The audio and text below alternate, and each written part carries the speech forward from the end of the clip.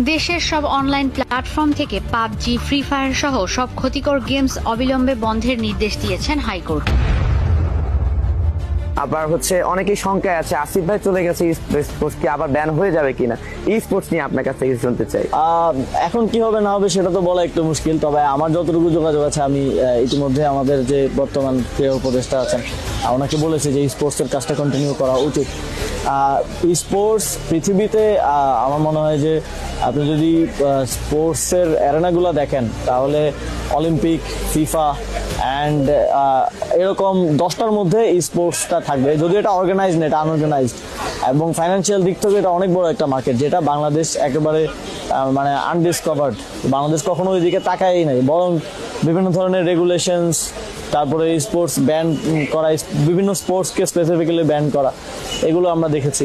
তো আমার সময় আমি চেষ্টা করেছি নীতিগত জায়গায় স্পোর্টসকে, কারণ যারা পলিসিতে আসে বা সাধারণত স্পোর্টস মিনিস্ট্রি এত গুরুত্বপূর্ণ কেউ আসলে পায় না, দায়িত্ব পায় না। যখন সরকার স্বীকৃতি দিবে তখন ব্যান হওয়ার মতো সমস্যাগুলো আসবে না, এবং ব্যান হওয়ার মতো কোনো কিছু আসলেও সেটাকে সরকার দায়িত্ব নিয়ে আসলে সেটাকে ডিল করবে, যেহেতু সরকার স্পোর্টসকে স্পোর্টস হিসেবে স্বীকৃতি দিচ্ছে। তবে এখানে ডিমার্কেশনটা খুব গুরুত্বপূর্ণ। স্পোর্টসের একটা অংশ আছে যারা এই স্পোর্টসকে কেন্দ্র করে ব্যাটিং থেকে শুরু করে নানা খারাপ কাজের সাথে জড়িত, তো তাদেরকেও এটা স্পোর্টসকে পবিত্র রাখার জন্য এটাকেও আলাদা করা প্রয়োজন। সেই জায়গা থেকে আমরা স্পোর্টস পলিসি করেছি। আপনারা জানেন আমরা ইন্টারন্যাশনাল টুর্নামেন্ট হোস্ট করা থেকে শুরু করে বাংলাদেশকে নতুনভাবে পরিচিত করাতে পারবো স্পোর্টসের মাধ্যমে। বাংলাদেশ ক্রিকেট ফুটবলের মাধ্যমে যেভাবে পরিচিত হচ্ছে, স্পোর্টসের মাধ্যমে সেটা সম্ভব। আমি বাংলাদেশের স্পোর্টস কমিউনিটিকে আশ্বস্ত করতে চাই যে যতটুকু কাজ আমরা করেছি, আমরা ফাউন্ডেশনটা খুব স্ট্রংলি তৈরি করেছি।